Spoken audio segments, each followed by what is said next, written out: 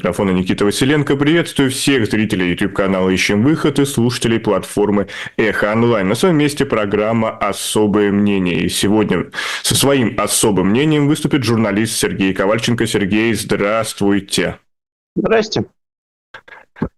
3 года войны надо зафиксировать позади, и сколько еще впереди, непонятно. Но слово «мир» и переговоры звучат в новостной повестке все чаще и чаще, и во многом благодаря дипломатической игре, по-другому это не назову, затеянной Дональдом Трампом. Я не буду перечислять все сюжеты, связанные с именем американского президента, но только за прошедший день он встретился с президентом Франции Макроном, после чего тот тоже сказал, что считает, что перемирие на территории Украины может быть достигнуто в течение недель. Это по сообщениям France Press. Также США голосуют против резолюции Генассамблеи ООН, где Россия признается агрессором. А Путин уже приглашает США к совместной добыче редкоземельных металлов на территории России. Это на фоне претензий США на редкоземельные металлы Украины. И, Сергей, как это все Трамп делает? Все-таки чего он пытается добиться? Есть у вас понимание? Глобально Трамп таким образом видит, в общем, лучшее для Америки, я думаю. Вот это в его понимании бизнесмена, в его понимании человека, который делает деньги, и, собственно, для него высшая ценность – это экономическая выгода Соединенных Штатов. Вот я думаю, что сейчас, когда Трамп же знает величину внешнего долга Соединенных Штатов, размер этих трат, которые производились за последние 20-30 лет.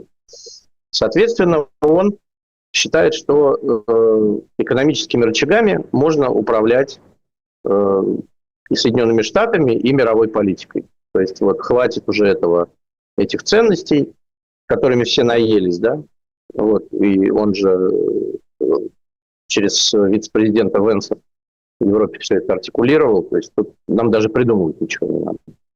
Поэтому, если Америке будет выгодно, чтобы война прекратилась, она получила с этого, не только заплатила, но и с этого что-то получила, а еще глобально я думаю, что вопрос следующий. То, что мы видим сейчас, реакция Трампа, скорее всего, у меня есть такая своя концепция, я думаю, что все эти 4 года у него были контакты с Москвой, скорее всего.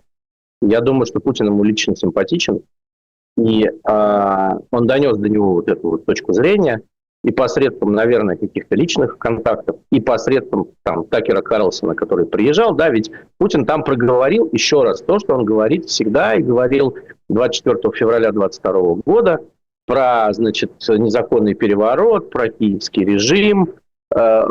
И я думаю, что у Путина какие могли быть аргументы? А представь, у тебя с Мексикой бы так было, да? И Трамп такой, нет, конечно, да. То есть это же мое все, что вокруг, да, то есть есть я, у меня тут Мексика и Канада, а Путин говорит, а тут есть я, и тут эти постсоветские страны. Поэтому какого вообще черта это все происходит?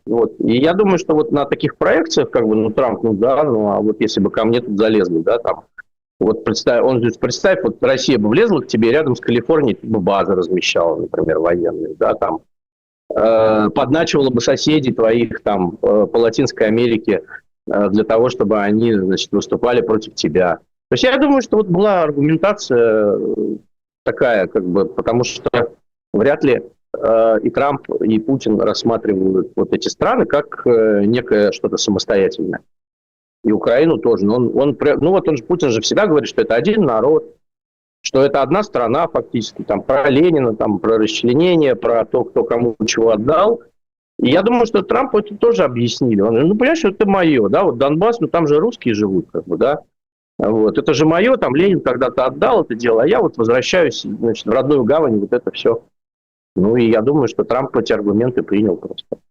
А дальше, и именно поэтому эта реакция на резолюцию Генассамблеи ООН, потому что для Трампа это теперь, как и для Путина, в общем, такой оторвавшийся кусок России, который там бунтует, и который нужно привести в чувство. Поэтому какая может быть агрессия против своего? Я у себя фактически, как Путин ему говорит, я у себя дома навожу порядок. Ну, вот, собственно, мы видим... А потом еще есть ведь э, как бы мир ведь тоже очень странный, да, когда вот это вот обнуление России пошло в 22 году, абсолютно, на мой взгляд,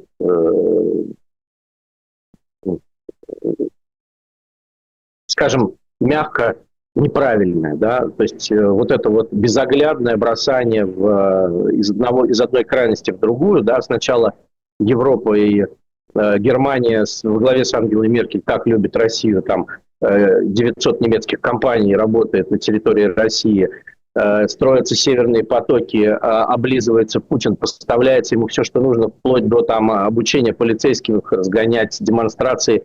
И я помню, у меня были разговоры с немецким бизнесом, когда еще в Петербурге работал, да, вот как это все вообще, то есть особенно после выборов 2012 года, я помню, был такой разговор, я говорю, ну, сфальсифицирован же, а немецкие бизнесмены, тогда был вечер Люфтганза, да, они говорят, ну вас же все устраивает, а мы-то что будем тогда, если вас все устраивает? И они вот в этой парадигме жили, они на самом деле очень хорошо с режимом торговали, да, и многие продолжают торговать. Но вот это вот, публичная отмена, значит, и битье по простым русским людям, оно случилось. И, ну, как бы, и, в общем, и это видит и Москва, да, в Москве вообще ничего делать не надо было. Европа все делала сама. С этой отменой, с железным занавесом поставленным, да, с гонениями на людей, которые приехали. Ну, много чего. А теперь было. Европа отказывается от своей ответственности за это. Совершенно, да, совершенно верно. То есть долю ответственности, она вся была переложена на как бы, причем не просто на Россию, да, а на российских людей она была переложена. И вот очень простая история, да, которую я всегда вспоминаю и которую я всегда здесь рассказываю. 24 февраля ни у меня, ни у моих сограждан никто не спрашивал. Он сам это начал, он это начал с утра, он никого не предупредил, он просто поставил всю страну перед фактом. Я никогда в жизни не забуду это утро. Да, можно говорить, что да, сейчас все привыкли, там то, сё, пятое, десятое, там какие русские все плохие, как бы, да, вот они такие, нифига подобного. Люди просто подстроились под жизнь, которая им, в общем, ну а как, им же надо выживать как-то, по большому счету. Ну вот они подстроились под эту жизнь. А он начал войну. И даже вот этот Совет Безопасности, вспомним, да, вот эти растерянные люди, которые, ну вот он специально это показал по телевизору, что не я один принимал решение, они тоже все согласны, да, вот он как товарищ Сталин, он просто вот их выставил, да, и вот они всех заставил как болванов себя чувствовать.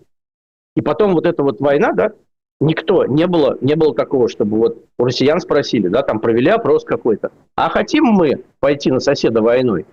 Не было этого. Это решение принимал тогда и только один человек, который просто, ну, как бы своим решением, понятное дело, похоронил очень, значит, на долгие годы страну, как, значит, в ее развитии, и много еще в чем, да, вот, но безоглядное вот это вот преследование людей, да, там, коллективная вина, значит, вот это все, то есть оно на самом деле вот так и сработало.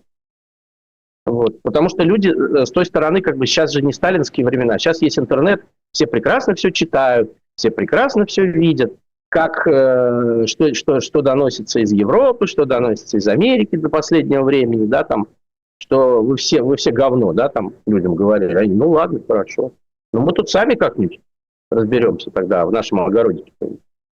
Вот. И вот это все, оно смешно, потому что, на мой взгляд, людей нужно было отрывать от режима, наоборот. Стараться максимально отрывать от режима. Ну, судя по всему, получилось обратно, его приклеили. Получилось обратно, да, и режим такой сидел, я помню вот этот 22 год, когда вот это все сыпалось в отношении людей России, я думаю, Кремль же сейчас офигевает от радости, ничего самим делать не надо, все Европа сделала летом, просто все сделала. И Путин смотрелся на фоне как бы вот этих всех мер запретить, закрыть, перестать. Значит, он такой, ну, и людям же говорили, ну, посмотрите, что они делают. То есть, какой я у вас есть, и там вот этого, да. И народ, я помню, народ ошалевший абсолютно. Потому что со всех сторон там, этот, значит, на войну отправляет. Народ берет Верхний Ларс, как бы. и всем показывать всему миру, что не хотим мы, да, там. То есть кто смог, это все сделал, да, там, кто не смог, в стране прятался как-то, да, и получилось, что с мобилизацией как-то и не вышло, да, то есть люди-то показали это делом, да, что, и вот приходится платить какие-то огромные деньги для того, чтобы собрать всех, в общем, не очень состоятельных людей в стране, отправить на эту войну, как бы, да, и сейчас они уже заканчиваются, насколько я понимаю, да. То есть страна, там даже социология никакая не нужна, страна показывает, что она воевать не хочет. Ну, вы ей помогите просто, да, ну, вы ее не гнобите хотя бы, да, там, вы, наоборот, привлекайте молодых людей, там, заберите всех, кого можно, да, там, сюда, и отберите у него человеческий капитал. Вместо этого что мы сделали? Построили стену. Извините, идите, я уточню. Путина. У Юлии Латыниной был аналогичный, скажем так, я даже использую тут такое слово грубо, как выпад, по отношению к украинцам, что и украинцы, украинская сторона, украинская власть тоже должны были работать на эту часть, как и Европа. Согласны ли вы с Юлией Леонидовной? Слушайте, вот я, честно говоря, по поводу украинцев, это совсем отдельная история. Вот трогать украинцев я не хочу, потому что на них напали, у них своя боль, у них своя травма. Их бомбят, и когда тебя бомбят, когда тебе ракеты летят сверху на голову, ты, конечно, с той стороны никого жалеть не будешь. Это совершенно точно. И я их понимаю, когда они там говорят, что все вы там в рот с крокодилами. Потому что эти эмоции вызваны тем, что ты просыпаешься, а в соседнем доме дырка, да, там лежат мертвые твои соседи, как бы, да. Вот это все происходит. То есть это весь этот ужас и ад. Поэтому давайте вот с украинцами я не готов спорить. Они имеют право. Потому что они совершенно не хотели этой войны. Украина никак не спровоцировала Россию. Россия сама виновата целиком и полностью в том, что она полезла в Украине. Руками Путина. Как бы, да, там, вот. Вот я бы разделял вот это государство, да, и общество, да, там, как говорят, в России нет общества, на самом деле есть, как бы, да, просто оно такое специфическое, как мы понимаем, да, как люди, большую часть жизни прожившие в России. Вот, что все довольно сложно в нашем Отечестве. Поэтому я вот у украинцев своя боль. Я много разговаривал и в России, будучи, когда первые беженцы мариупольские мы их возили, и здесь я встречаю. Иногда я слышу такое, за что мне просто сквозь землю провалиться хочется. Я думаю, просто, может, Юлия Леонидовна не общалась с простыми беженцами, да, не имела просто вот с людьми поговорить, да. И, наверное, может быть, она и не говорила бы такой глупости, извините за выражение, что вот украинцы там что-то должны были, да, ой. Поэтому нет, вот, то есть, слава богу, что терпят и общаются, и, ну, то есть, нормально. То есть, на самом деле, вот с украинцами простыми общаться абсолютно норм. Вот, власти стран Европейского Союза более, так сказать, воинственно настроены по отношению к нам, чем простые украинцы. С простыми украинцами проблем нет как раз. Вот. И я не слышу ни про обнуление, там, ничего там. В отношении Путина, да, конечно. Все, вот это прямо консолидированная позиция. И называют его там соответственным словом, да, которое мы в эфире не будем произносить, всего нашей воспитанности.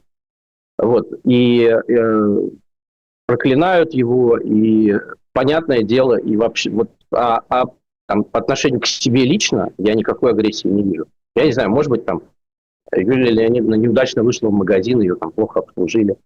Вот, что произошло, вот, но... Ну, это скорее относится к тем новостным сюжетам, которые показывают нам вокруг, не знаю, памятников культуры, когда убираются памятники Пушкину, Высоцкому, или там переименовываются улицы. Понятно, это их внутреннее дело, и на фоне войны это вообще третье... Прилетает ракета, уносится памятник. Все понимаю, то есть мне самому дико, да, но я все понимаю. Я понимаю, когда в Одессу прилетают ракеты, и там выносят семью хоронить всю практически, и когда этот памятник убирают, я понимаю это.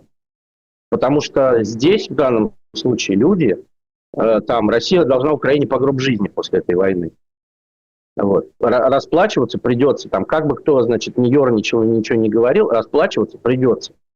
Стерли с лица земли большой кусок страны, да, и я думаю, что на всех переговорах, там, даже Трамп при всех своих сделках, подниматься вопрос о деньгах будет, вот, о компенсации. Компенсации должны быть. Вот, потому что и после этого говорить про памятники, там еще про что-то, ну какое там, да, если есть люди, которые отказываются говорить по-русски, да, которые раньше говорили по-русски. Ну, я тоже понимаю, да, ну Не, что делать? это понятно, но ключевое, что Вот. это как бы искусственно еще наращивается пропагандой, которая, естественно, работает, как в военное время нельзя без пропаганды, но она именно что-то вроде ненависти воспроизводит, как вот Россия по Украине ненавистью сыпет, также украинская пропаганда по России. И вот эта Я ненависть бы, я бесконечно, бы она сказал, генерируется. я бы сказал, что есть, во-первых, социальные сети, где, да, действительно есть каналы, где вот это все присутствует, то, что вы говорите. Средства массовой информации официальные украинские не продуцируют такое. Я не видел там ни Соловьевщины, ни Киселевщины, да, то, что есть в России на самом деле, да. Украинская пропаганда больше работает в социальных сетях, и, насколько я вижу, по большому счету, это скорее инициатива с мест, а не государственная стратегия, где сидит Зеленский, так, а сейчас мы вот, значит, вот это. Нет.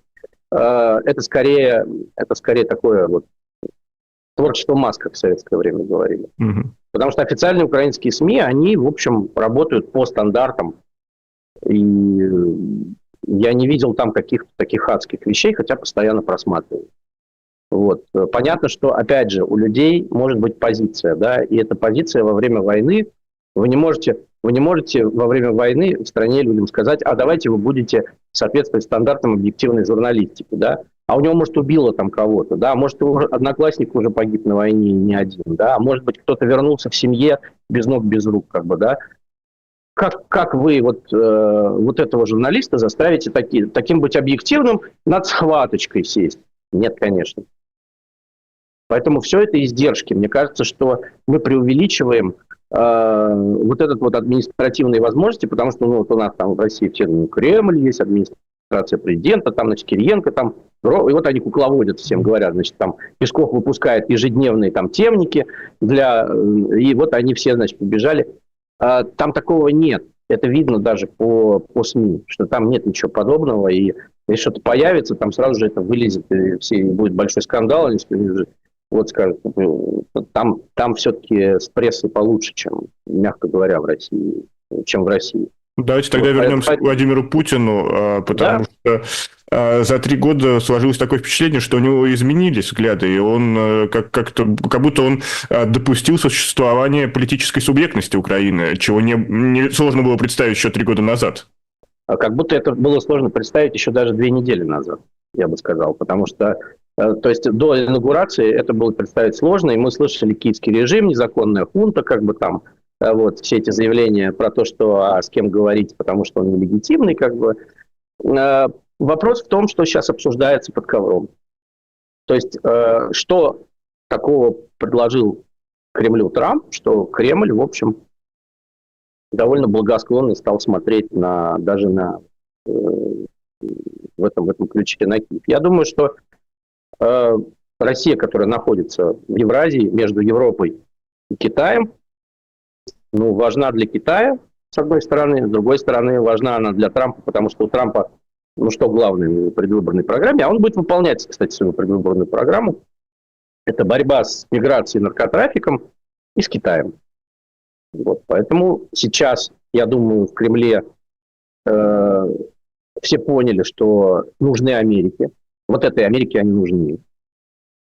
Сейчас можно торговаться с Китаем, потому что Китай, мы же видели, как он вел себя всю войну, и этот газ, который продавался фактически за бесценок туда, да, потому что китайцы, они тоже как бы, они решили, что это навсегда. Вот. Потому что у нас Си сидит, как бы, да, и там все навсегда, и здесь все. А вот сейчас, значит, Москва под нас. Опа, а сейчас у Москвы появился вариант. Да какой вариант? Вообще просто козырного туза из рукава. Я думаю, с Пекином разговаривать сейчас. Да, конечно, вот спасибо вам. Вы, значит, нам поставляли все, что можно. Там с Кимом помогли договориться и все такое. Но смотрите, времена-то изменились. Вот. Америка готова, возможно, она готова торговать российскими ресурсами, быть посредником, да, там во время санкций. Если там они скажут, хорошо, там американцы наш газ возьмут там по такой цене, а вы берете по такой. Наверное, мы продадим им. Вот. Поэтому я думаю, что там сейчас просто настолько свободно задышали от этих предложений, что, конечно, тут впору и с Киевом замириться будет, потому что насколько я понимаю из того, что я читаю, слышу, вижу, и не только из СМИ, а и из разговоров с людьми в России, э, жить становится все тяжелее. Это факт. А режим, как бы, почему у нас такой довольно долгий, да, там Владимир Путин в этом году сколько будет уже, 26 лет у власти, да, фактически. Значит, все это держалось в балансе между телевизором и холодильником, да. Холодильник полный, телевизор полный развлечений и нужных передач, как бы, да. А сейчас получается, что, ну вот когда мы видим такие картинки из магазинов, да, там, может быть, это мало значит для кого-то, что там сливочное масло у нас уже с этими штуками, да, вот, что, и получается, что сливочное масло уже деликатес. Но это не во всех магазинах, надо Ну, признать. это не Я понимаю, надо признать, что не во всех магазинах. Да, мы видим эти скачки цен на яйца, да, мы видим, что люди, ну, там есть какие-то вещи, да, вот, которые, ну, я тоже постоянно слежу за своим любимым магазином «Лента», который у меня в Купчино был, когда я там жил, да, и я смотрю, что, например, такие вещи, как соленая красная рыба, она уже просто не покупаема. Ну, вот за те деньги, которые она там стоит, ну, извините, даже со скидкой, ну, вот у меня здесь это стоит в 3 раза дешевле. А по рублям это просто сказочные бабки. Я не представляю, что вот я бы стоял со своей зарплатой и вот перед прилавком и видел вот эту цену и сказал бы, да ну, нет, конечно. Поэтому некоторые вещи просто они исчезают у людей из рациона. Да? Там, они, может, менее важные. То есть магазин «Светофор» там все равно поставляет пельмени с туалетной бумаги, как бы, да, и торгует калориями. Но у тебя из рациона пропадает вот это. Вот это мы уже только к празднику купили, как в советское время. Вот это вот к Новому году себе только позволили, как бы, да, там. А в остальное время едим, что, ну, как бы, что придется, вот. Поэтому я думаю, что режим это тоже должен понимать, что люди, они пока терпят, да, и пока там экономика смерти работает за счет гробовых, за счет всего остального, много вот этих вот вертящихся военных денег. Но это же, опять же, это как это закончится. И вопрос, если это закончится с санкциями и с продолжением всего этого зажима, это одна история. А если это закончится, ну, как-то вот со снятием санкций и с возможностью торговать российскими ресурсами на международном уровне, да еще и по более-менее достойным ценам, то, как бы, конечно, мир опасается, что Россия подготовится еще раз, пойдет войной. Ничего нельзя исключать, вот, но мне кажется, что России будет не до этого.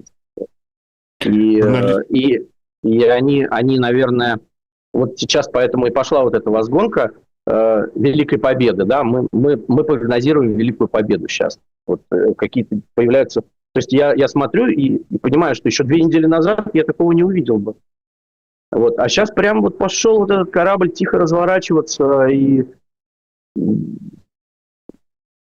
как бы возможно, дедушки поняли, что с приходом Трампа мир действительно изменился, и он готов разговаривать со странами вне блоков. То есть вот он, например, говорит, что я подниму пошлину для БРИКС, но при этом напрямую разговаривать с Кремлем. Европейский Союз, отлично, Венс приходит, там отхлестал по щекам Европейский Союз, и Трамп напрямую разговаривает с лидерами отдельных стран. То есть это получается, что это даже на самом деле вот этот дивный мир новый, это даже не Ялтинско-Потсдамская система, потому что там, опять же, блоки договорились, и вот они блоками взаимодействовали. А это вот, как тут сказал один мой приятель хороший, это больше похоже на Вестфальскую систему, старую добрую. Ну, это ровно то, что хотел Путин, многополярная система. Она не Вот проблема в том, что такие отношения менее предсказуемы, чем блоковые. Вот в чем дело.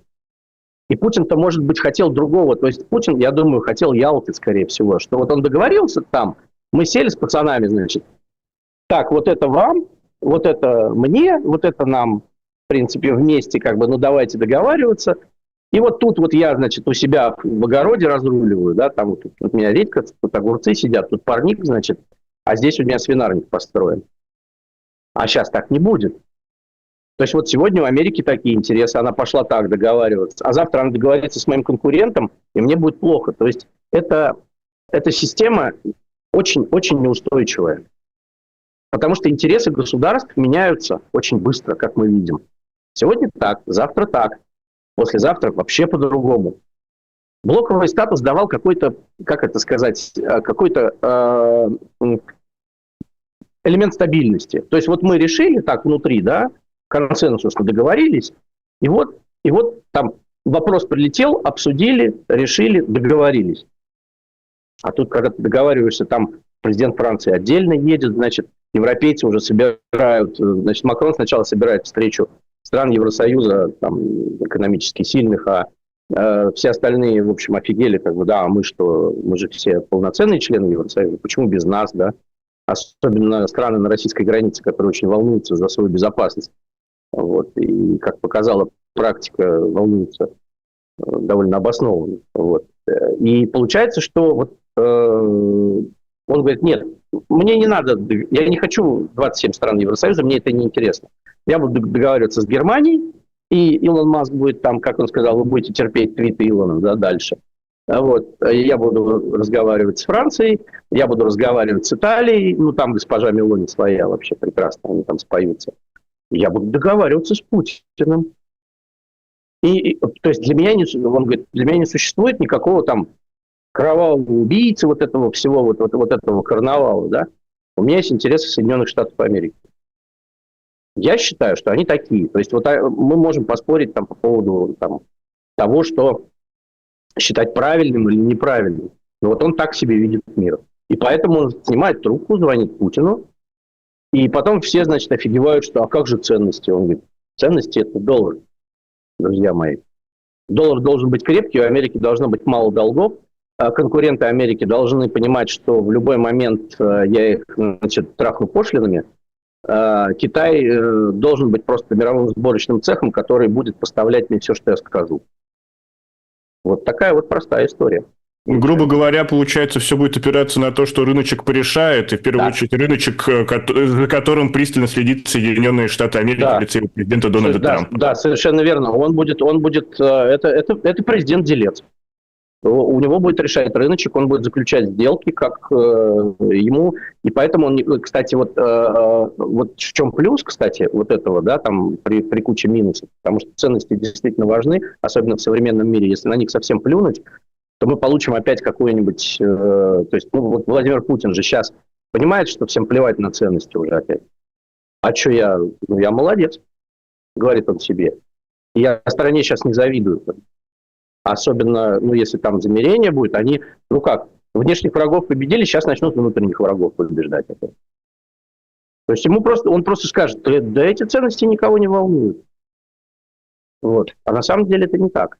Вот о делах внутренних мы сейчас еще поговорим. У нас все это время шел опрос. Я, кстати, напомню, вдруг вы только что присоединились к нашей трансляции, либо в звуке, либо на YouTube-канале «Ищем выход». У нас же в гостях журналист Сергей Ковальченко. Пожалуйста, поделитесь этой трансляцией с друзьями, так вы поможете найти нам единомышленников. Поставьте лайки, напишите доброе слово, которое, как известно, и кошке приятно. И если вы хотите поддержать независимый журналистский проект с рублем, центом или другой какой-то валютой, которую считаете нужно, все реквизиты указаны на экране. За любую помощь будем благодарны. И все это время у нас шел опрос, как я чуть ранее сказал, у кого сильнее вес в переговорах. И наши зрители посчитали так, что США, без них ничего не решится, 53%, Украина и Европа борются за свое 24%, Россия диктует условия на фронте 11%, и Китай скрытый игрок 10%. В принципе, аудитория согласна с вами, что без США ничего не решится. Этот кризис будет невозможно разрешить без того, как в итоге себя поведет Соединенные Штаты Америки, опять же, в лице своего президента Дональда Трампа. Угу. Ну, это логично. Да, ну а мы двигаемся дальше, и я хотел еще проговорить как раз про вот внутреннюю ситуацию в России. Допустим, то, что принято называть в сетях договорничок, состоится. А сможет ли Владимир Путин его продать своей аудитории? Потому что вот даже вчерашнее его выступление по поводу того, что он хочет предложить вместе разрабатывать российские недра редкоземельных металлов, уже вызвало какое-то непонимание со стороны тех людей, которые считают себя настоящими государственниками-патриотами. Как так? Наш президент, наш гарант берет достояние, раздает каким-то капиталистам, буржуям и прочим. А если там еще будут какие-то более, скажем так, комплементарные условия для Соединенных Штатов Америки, сможет ли Путин продать это все внутренней аудитории? Значит, думаю, что тоже размышлял на эту тему. Интересно, Думаю, что будет взят вариант Сталин Лайт образца 1945 год плюс. Вот. И я думаю, что Владимир Путин понимает, что народу нужна какая-то передышка и нужно что-то сделать для людей. Вот. И, скорее всего, как это была отмена карточек и снижение цен, вот, скорее всего, будут стараться сделать так, чтобы цены на продукты, ну, как бы не то чтобы снизились, а может быть, так сильно не росли. Вот. И при этом холодильник, наполненный холодильник будет сочетаться с репрессиями в отношении недовольных. Вот. Потому что я думаю, что Владимир Путин уже прошел ту стадию, когда ему нужно с кем-то договариваться. То есть народ есть вообще, есть вот эта масса, да, которую нужно держать в узде, и желательно, чтобы она была сытой для того, чтобы она не бунтовала. Вот я думаю, там есть такая концепция. А воспринимать людей как народ, ну, ему же докладывают, что вот там Медведев говорит, там, еще за полгода набрали 500 000 людей за деньги, да, то есть он воспринимает людей, которые готовы умереть за деньги, а остальную часть просто кнутом в виде всяких силовых ведомств заткнули рот. Вот, поэтому я полагаю, что то, что телевизор людям расскажет, то они, в общем, и тихо и воспримут. Ну, потому что у них вариантов других нет. Нет сплоченной оппозиции, причем боевой оппозиции, не говорливой оппозиции, которая там готова там круглыми столами бороться за власть, а именно там какого-нибудь... Вот почему Лукашенко больше всего боится батальона Калиновского или полка Калиновского уже, да, потому что это реальная боевая сила, которая после войны может положить свою гирьку на, так сказать, чашку его власти. Это люди, которые обстреляны и которые могут и умеют убивать. И у Владимира Путина такого нет. То есть ему некого бояться пока. То есть был Пригожин, да, но вроде как купировали. Вот, и извините, дурацкий вопрос, я просто подозреваю, какой будет ответ. А те, кто называют себя оппозиционерами в эмиграции, кто они для Владимира Путина? Ну, я думаю, что для Владимира Путина, давайте так, значит, есть две вещи. Я думаю, что Владимир Путин не особо считается с влиянием этой оппозиции, потому что она как бы очень разобщена. Есть очень много хороших людей, достойных, да, которые оказались за границей, но очень многие люди они вот считают, что они так и находятся в Москве там 23-го года, точнее не 23-го, а 22-го, там 21-го, и вот они там срутся друг с другом и продолжают это делать там, да. Вот. К сожалению, там ФБК после смерти Навального ничего не смогло придумать для себя, кроме как вот этой вечной битвы с Максимом Кацем, да, вот все это видят, эти все дрязги, и в этом плане для Владимира Путина эта оппозиция вряд ли представляет какую-то опасность, да, там есть площадки типа вот Каспаровского форума «Свободной России», там как к нему не относись, многие там посмеиваются, но эта площадка старая, на самом деле там проходит довольно много, там говорится довольно много толкового иногда, да, и выступают люди, которые, в общем, вполне себе... Ну, то есть там разные мнения высказываются, это хорошо. Я поэтому люблю наблюдать за этими дискуссиями. Вот. Что Владимиру Путину будет неприятно точно, это то, что будет происходить после окончания войны. После окончания войны Владимир Путин и Кремль будут улучшать собственный имидж. Потому что без улучшения имиджа, как они себе это понимают, то есть они понимают пиар очень хорошо, да. Значит, сейчас Россия в Европе воспринимается как такая кровавый великан, который, значит, терзает своих младших соседей, убивает их, и имидж очень плохой, по телевизору показывают, естественно, все вот эти кадры из Украины, которые... И люди, конечно, просто в ужасе от того, что делается, да, там, и в Европе особо остро это воспринимается. Вот. И после окончания войны, значит, у России же нет собственных инвестиций, нет собственного оборудования, нет, как показало, нет ничего, да, там, вот сейчас импортозамещают там российские автомобили китайскими деталями. И для того, чтобы получить благосклонность Европы экономическую, США это прекрасно, но ты не можешь прирезать к себе Америку, вот она там, да, как Венс говорит, мы сидим за океаном. И это правда. А Европа, вот она здесь, да, здесь границы, здесь вся логистика, порты, Германия, это производство, да все, то есть вот все оборудование в России хорошее, да, потому что, ну, есть китайские аналоги, да, но все же понимают, да, что хочется хорошего немецкого станка, а не вот этой вот китайщины, да, которая ломается там и все такое. И вот для того, чтобы вот это хорошее себе приобрести, для того, чтобы тебе это продали, потому что здесь еще попробуй купи. То есть не то, чтобы там есть, да, конечно, есть люди, которые зарабатывают с удовольствием, да, но это будут проблемы. Для того, чтобы решить эти проблемы, нужно улучшить имидж. И для этого, я думаю, начнутся всякие пресс-туры в Россию, там начнут журналистов вывозить опять вот на эти, показывать красавицу Москву, водить их в бане, там показывать медведей, там все как положено, и они будут приезжать такие, ну вот Россия же не такая уже ужасная, да, вот. А тут сидит вот эта вот оппозиция, да, которая не вернется, понятное дело. И они будут говорить, что нет, это все ширма, это все показуха. На самом деле путинский режим плохой. Он продолжает репрессировать людей. У нас огромное количество политзаключенных. После войны заткнули всем рты, продолжились аресты. И вот тут Кремль встанет перед вопросом, что ему нужно будет заткнуть вот этот фонтан, который будет отсюда идти. И как они будут это делать? Вот у меня большой вопрос. Они будут перекупать, потому что, ну, я думаю, что способы будут разные. Они будут пользоваться тем, что у многих тяжелое материальное положение, действительно. Люди живут, там даже беженцы живут в довольно бедственном положении многие. То есть гранды оппозиции, понятно, у них там все хорошо. И то, ну, вот разные есть истории. И они будут и перекупать людей. Тех, кого не перекупить, не знаю, там новичок для них есть. Вот я думаю, что этой проблемой займутся, как в 20-е годы с белогвардейщиной, точно так же.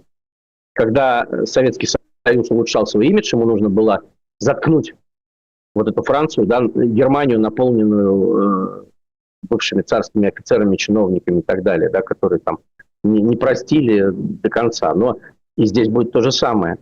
Им нужен будет хороший немецкий станок для того, чтобы его купить. Тебе нужен хороший имидж. Для того, чтобы был хороший имидж, нужно, чтобы в Европе все заткнулись. Вот я прогнозирую такую историю. Я думаю, что они будут пытаться... Это будет очень большая работа ФСБ, российских спецслужб. Они будут очень сильно этим заниматься для того, чтобы просто заткнуть тем или иным образом. Это будет задача номер один для Владимира Путина. Поэтому вот здесь они будут уже относиться серьезнее. Потому что каждый поход в Европарламент кого-то из нас...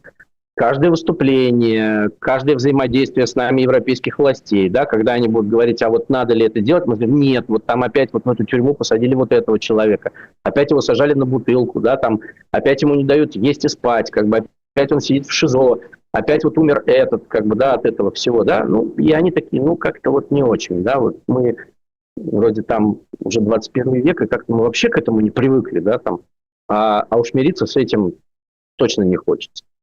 Поэтому картинка должна быть благостной. Здесь должно быть тихо и спокойно. И он должен спокойно будет покупать все, что ему хочется, для того, чтобы наращивать опять свою, там, не знаю, оборонный потенциал, еще что-то. Вот. И на это, я думаю, вот к этому нужно готовиться морально и оппозиционерам, и европейским спецслужбам, и европейским государствам. Потому что пиар пойдет безудержно. Сергей Ковальченко у нас в гостях, журналист. Пожалуйста, поддержите трансляцию лайками, так вы поможете нам продвинуться в выдаче YouTube, ну и просто приветствуются любые другие формы поддержки, в том числе и донаты. И раз вы затронули вот эту историю с имиджем, я хотел немного ее привязать к сюжету, который случился вчера. Ну, сюжет это довольно большой, это исследование УВД-инфо, касающееся преследования политических заключенных в России, в частности, тех, кто преследуется за антивоенную позицию. Так, УВД-инфо в своем докладе замечает, что с 2022 года количество преследований за антивоенную позицию снижается. И вот, например, по отношению к 2023 году, в 2024 году снизилось аж на 43%. То есть, если, например, в 2022 году всего на разных массовых мероприятиях было задержано около 19 тысяч человек, то в 2024 41 человек. И даже вчера, 24 февраля, в годовщину войны, начала войны, мы наблюдали следующую картину. Например, в Петербурге с одиночным пикетом вышла блокадница Людмила Васильева, ее не задержали, да, вежливо попросили уйти, и она согласилась, объяснив свою позицию, объяснив, как она припиналась с сотрудниками полиции, но разошлись мирно. Или в той же Москве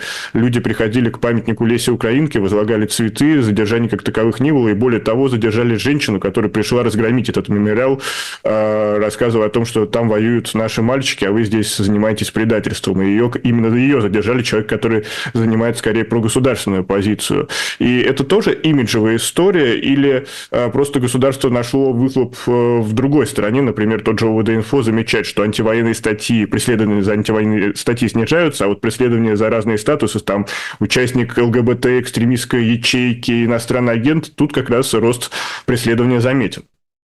Да, конечно. Смотрите, одна цифра, да, которую я помню на память, значит, 24 февраля 2022 года в Петербурге на протестных акциях было задержано 409 человек за сутки. Значит, сейчас Россия живет в другой реальности. За начало войны, еще в ковид, да, были приняты законы о фейках первые.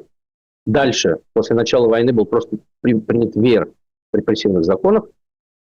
И сейчас, конечно, никто не выходит. И они справедливо отмечают, да, сократилось количество, потому что все понимают, что войну надо называть специальной военной операцией, что лучше вообще не высовываться, лучше не обсуждать это публично с левыми людьми, да, там никто не будет сейчас, уже вот люди очень аккуратными стали. Они поняли, что только со своими на кухне, и то лучше не надо про это думать, а то ну, нахрен вот, кто-нибудь мысли прочитает, какой-нибудь искусственный интеллект. Поэтому, да, страна находится в таком состоянии, вот, ровно эту температуру по больнице снял УВД-инфо. Просто некого. А все остальные категории, это ведь как? Тоже очень простая история. Люди в погонах должны дальше работать, должны что-то делать.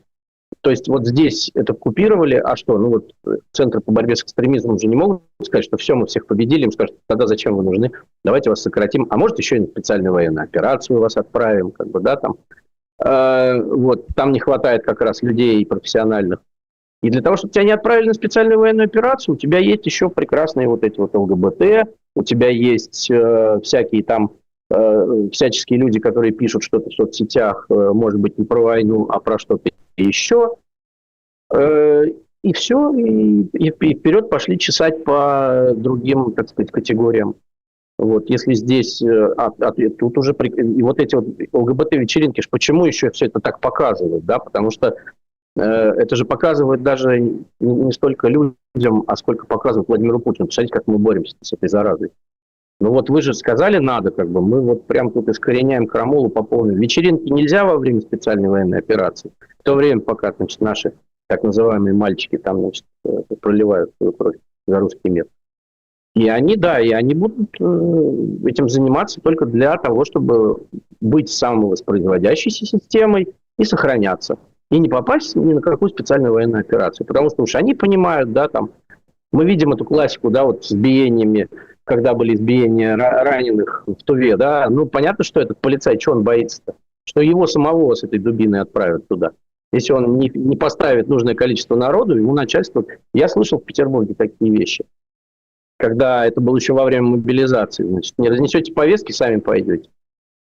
И они, да, он будет бить этих раненых до последнего раненого, да, там гнать его в строй, да, лишь бы не пойти туда самому. Умри сегодня ты, а я завтра. Отличная логика. Вот. Страна превратилась именно вот в это.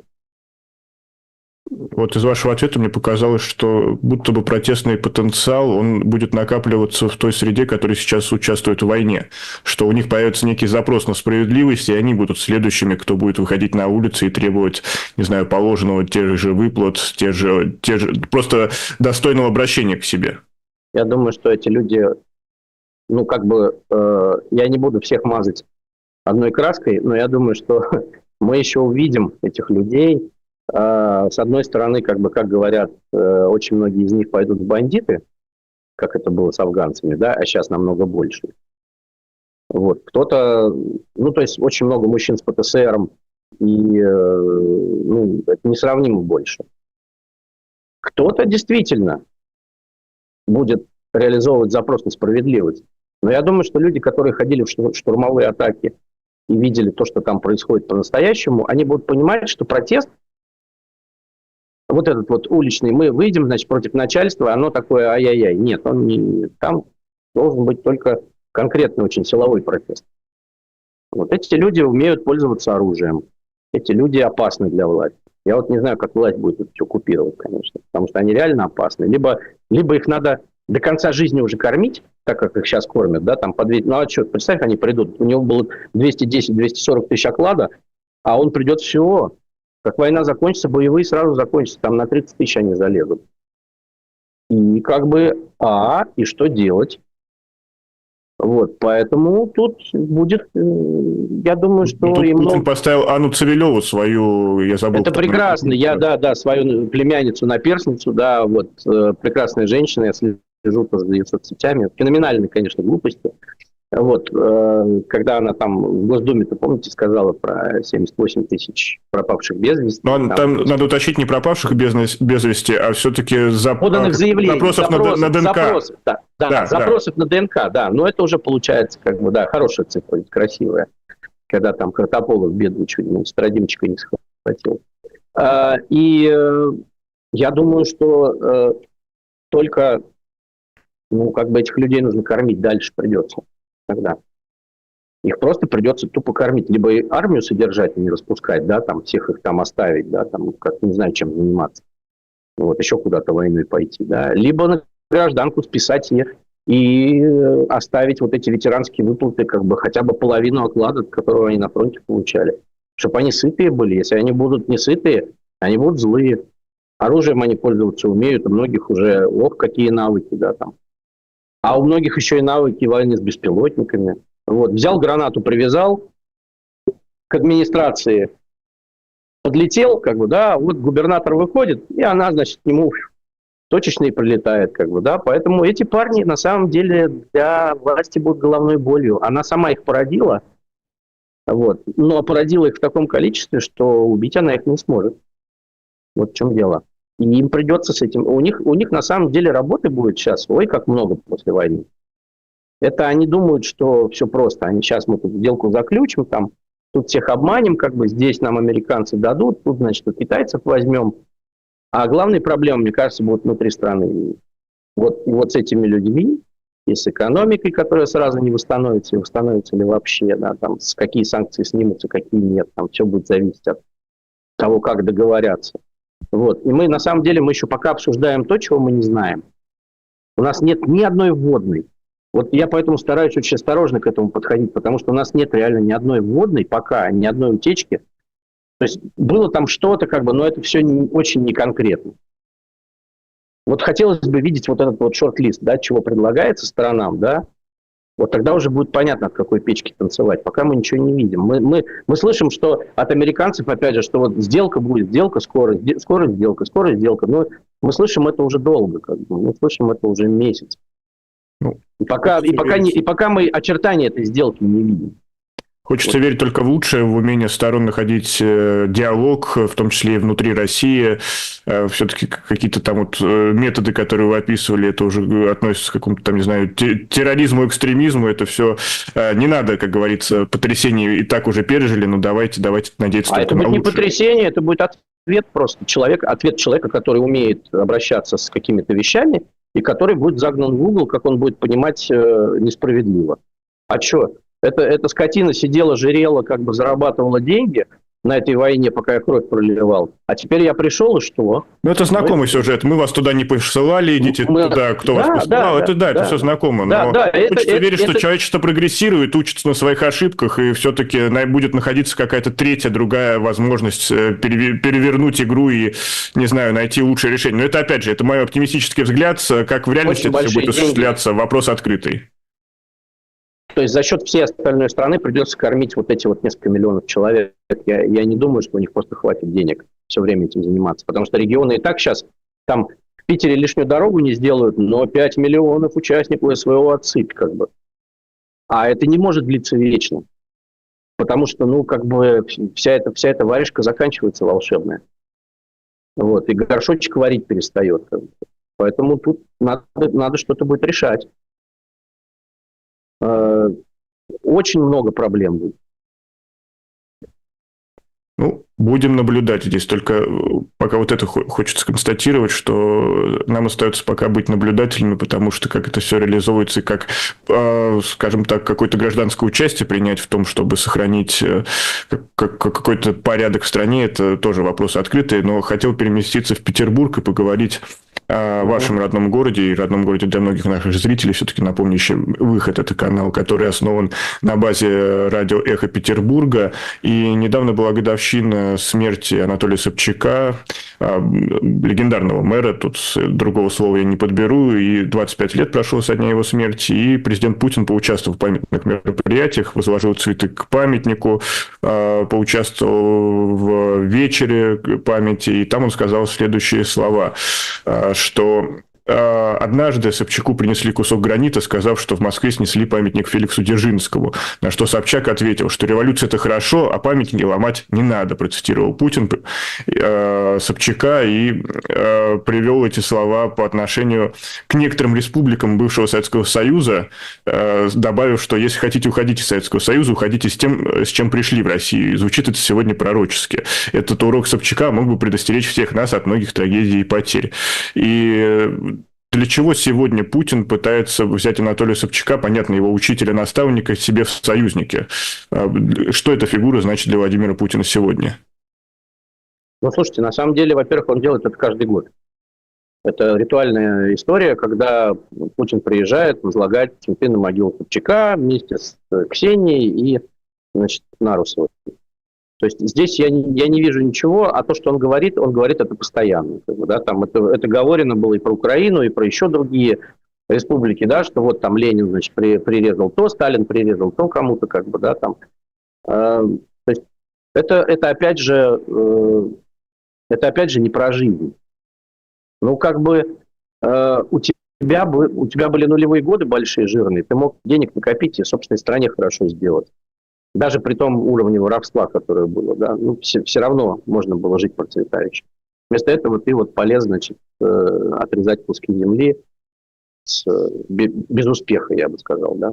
Поэтому это его такие фантомные боли. Он всегда будет так говорить, что вот надо, значит, чтить память предков, вот это вот, да, он же человек прошлого, он у нас вот всеми этими годовщинами мыслит, там вот сейчас у него там Великая Победа опять.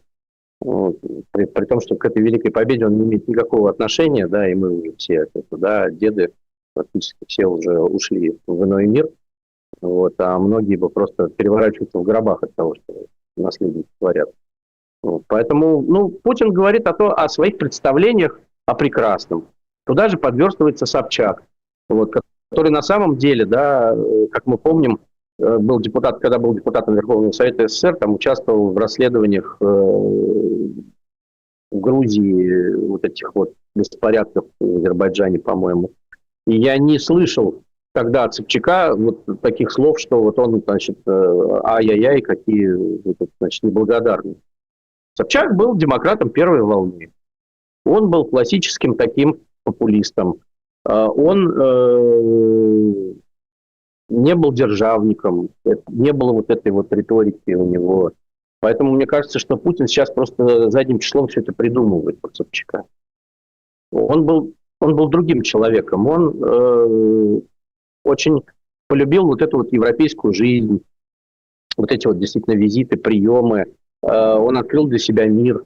Вот. Он пытался открыть там Петербург, эти игры доброй воли, которые делались в 1995 году.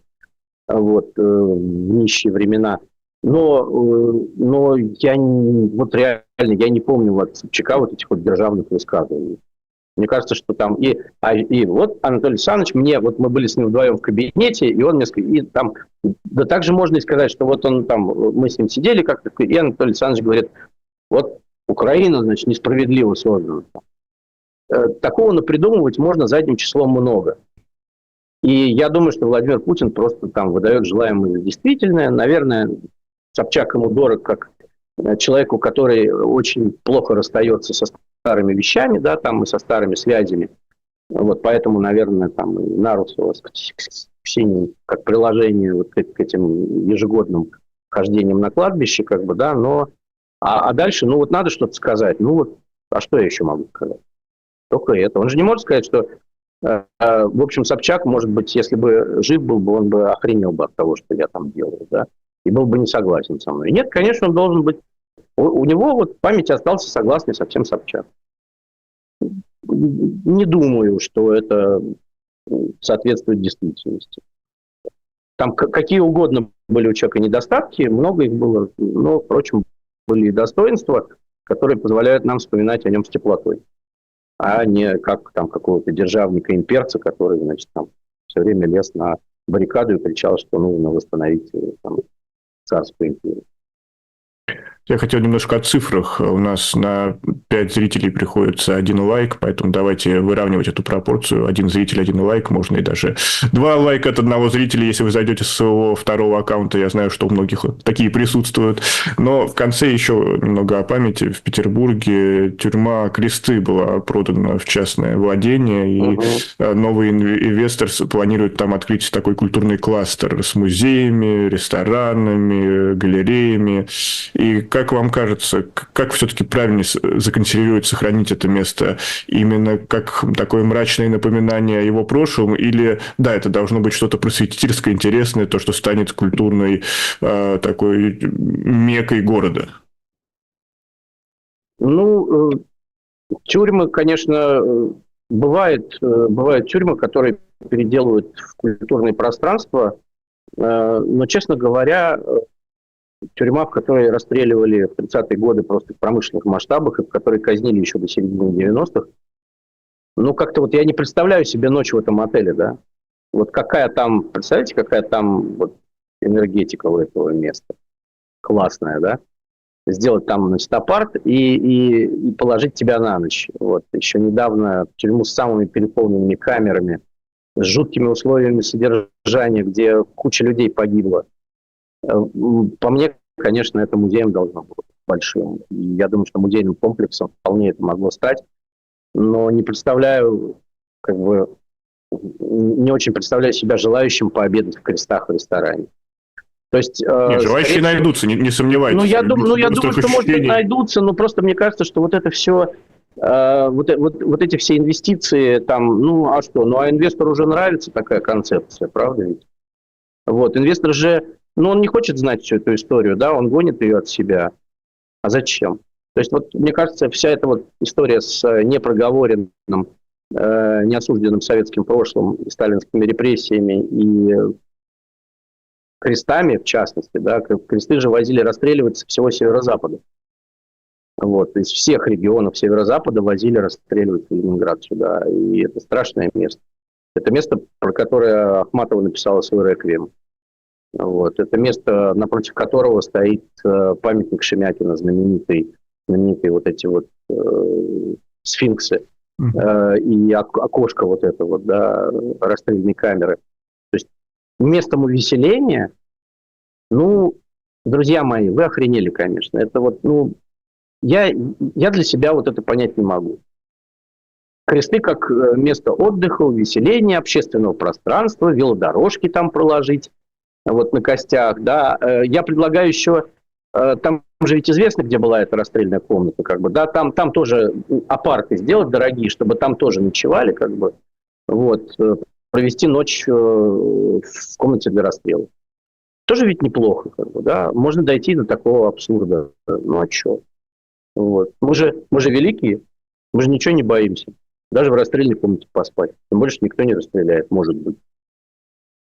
Что ж, будем следить за будущим крестов. Я надеюсь, найдут какой-то компромиссный вариант, чтобы сохранить вот эту память трагедий, которые там случались, но и при этом, да, внедрить это пространство в город так, чтобы и жители в каком-то виде приняли его в новом виде, да. Боюсь, что в нынешнее время Бегловщина этого не получится. Это будет уродиться. Ой, Бегловщина – это отдельный сюжет, мне кажется. Тут мы должны другую какую-то программу посвятить, какую-то политическую. Ну, а сейчас, да, сейчас время, к сожалению, нашей беседы подошло к концу. Спасибо всем, кто сегодня был с нами, смотрел нас на YouTube-канале «Чем выход» или слушал на платформе «Эхо Онлайн».